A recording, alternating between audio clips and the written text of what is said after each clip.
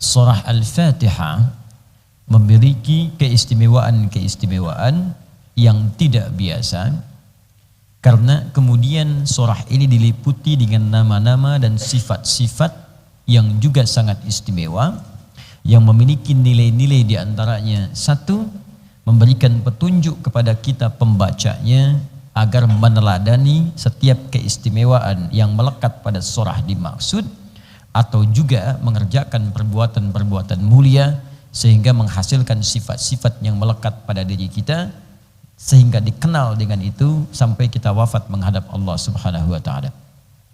Yang kedua, seluruh kemuliaan yang melekat pada sifat ini juga menunjukkan fungsi surah itu dalam aktualisasi kehidupan, bukan sekedar menjadi bacaan. Kalau kita sebutkan misalnya surah Al-Fatihah ini adalah Asy-Syafi, sang penyembuh dengan izin Allah Subhanahu wa taala, maka bacalah surah itu ketika kemudian kita dihadapkan pada penyakit tertentu, apapun penyakitnya. Karena itu nanti di pertemuan sebelumnya bahkan telah kita kisahkan bagaimana seorang dari kepala suku, ketua kabilah, tersengat kalajengking itu sampai dengan sekarat, racunnya sudah menyebar, medis kemudian sudah angkat tangan, tabib sudah kemudian tidak mampu berkata menyembuhkan, maka seorang sahabat dengan izin Allah Subhanahu wa taala membacakan Al-Fatihah ini, lantas kemudian dengan izin Allah diberikan kesembuhan. Karena dia paham fungsinya, Asy-Syafi, bacakan sembuh. Ya kan? Kemudian ada fungsi-fungsi yang lain misalnya, ya, Ummul Kitab, Asasul Quran, ada Al-Kafi, Ar-Ruqyah, Ruqyah untuk mengangkat hal-hal negatif yang ada pada diri seseorang. Ya, tidak terkait dengan jin saja, tidak, sifat-sifat buruk tuh. Ruqyah dengan diri sendiri, ya. Selalu iri hati pada orang misalnya. Punya sifat dengki, dendam berlebihan. Ya, hati-hati, merasa bahagia kalau orang susah. Bahagia nih kalau dia susah nih. Nah, itu bahaya, itu sifat itu. Bahkan kata Al-Quran diisyaratkan orang hasad itu sampai malam gelap gulita itu nggak bisa tidur. Makanya kita berlindung dari penyakit hasad ini, karena dampaknya ini bisa membuat kita pun gelisah yang terkenanya, sampai tidur pun nggak enak. Qul a'udzu birabbil falaq min syarri ma khalaq wa min syarri ghasiqin idza waqab wa min syarri naffatsati fil 'uqad wa min syarri hasidin idza. Perhatikan, orang hasad itu disamakan dengan penyihir. Awas, naffatsati fil 'uqad. Ya, sama dengan penjahat di waktu malam, ghasiqin idza waqab. Kalau Anda tinggal di satu tempat misalnya, masuk ke satu tempat atau hutan belantara yang banyak perompaknya, tiba waktu malam, tenang nggak? Tidak.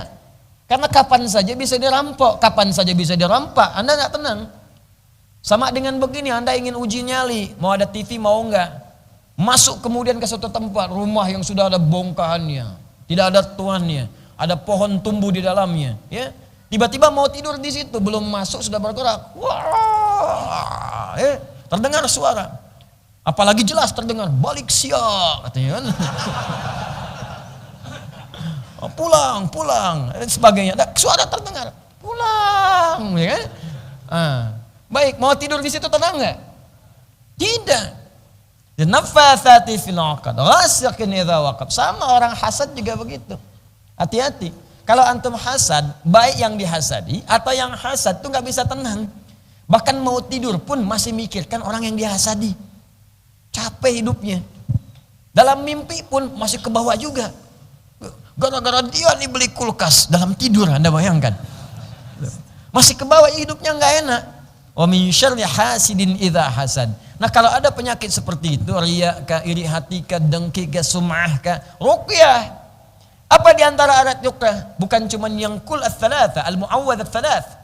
Ya, qul a'udzu birabbil falaq, qul a'udzu birabbin nas, sebelum keduanya qul huwallahu ahad. Selain 3 surah itu Al-Fatihah. Karena itu Al-Fatihah disebut dengan surah Ar-Ruqyah. Ruqyah pertama Al-Fatihah, sebelum yang lain. Maka praktekkan. Ini bukan sekedar dibaca kemudian dalam sholat, betul dibaca jadi rukun. Kenapa Allah tempatkan rukun itu? Supaya membiasakan diri kita. Makanya orang sehat itu jiwanya pun sehat. Orang sholat jiwanya sehat, pikirannya sehat. Karena tiap hari dia meruqyah dirinya 17 kali dalam sehari. Makanya kalau ada orang sholat, masih iri hati, masih dengki, masih dendam, masih hasad, pasti ada yang salah dengan sholatnya. 17 kali, ini ada gelas nih kotor, dibersihkan 17 kali, masih kotor juga. Bagaimana cara membersihkannya? Mungkin dia mengelap pakai lap yang sudah ada olinya, jadi kotor juga. Sama juga sholatnya tidak benar. Jadi kalau orang 17 kali ruqyah dengan Al-Fatihah, kan Al-Fatihah kan sehari 17 kali bagi seorang muslim. Baligh, berakal. 17 kali, Anda mesti baca 17 kali. Jadi kalau 17 kali itu Anda bacakan, masih sakit juga, ada yang salah di situ. Ruqyah, itu rahasianya kenapa jadi rukun.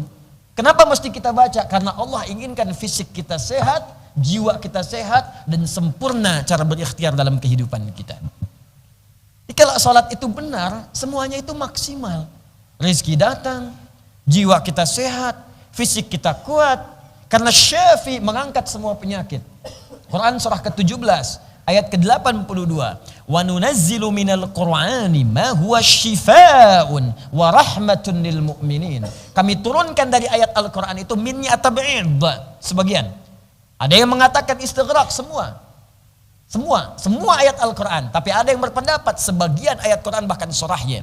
Ada yang menjadi syifa, penyembuh dari semua penyakit. Apa diantaranya? Langsung disebut oleh para ulama, Al-Fatihah. Al-Fatihah. Jadi kalau orang sholatnya benar, sehat dia. Penyakit diangkat. Bahkan Masya Allah, ada sesuatu yang sulit pun berdoa bisa dikabulkan. Quran surah ketiga Al-Imran, ayat ke-38-39.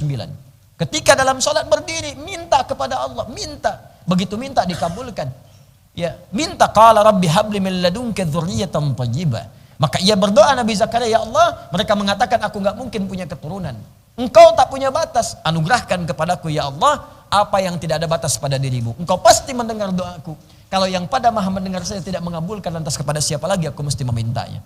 Fanadathul malaikatu wa huwa qaimun yusalli fil mihrab. Maka turunlah malaikat sedangkan beliau itu masih berdiri dalam salatnya di mihrab. Masih berdiri dalam salat. Kita salat, saat salat ditunggu oleh Allah dalam bacaan Al-Fatihah. Mau minta apa? Minta apa? Wa idza qala al-'abdu iyyaka na'budu wa iyyaka nasta'in, ketika hamba berkata iyyaka na'budu ya Allah, sekarang kami salat menyembahmu dan sekarang kami punya permohonan. Kata Allah, hadza baini wa baina 'abdi wa li 'abdi ma sa'al. Ini perjanjian antara aku dengan hambaku. Sekarang apapun yang hambaku minta, aku akan kabulkan kalau itu ia butuhkan. Al-Fatihah.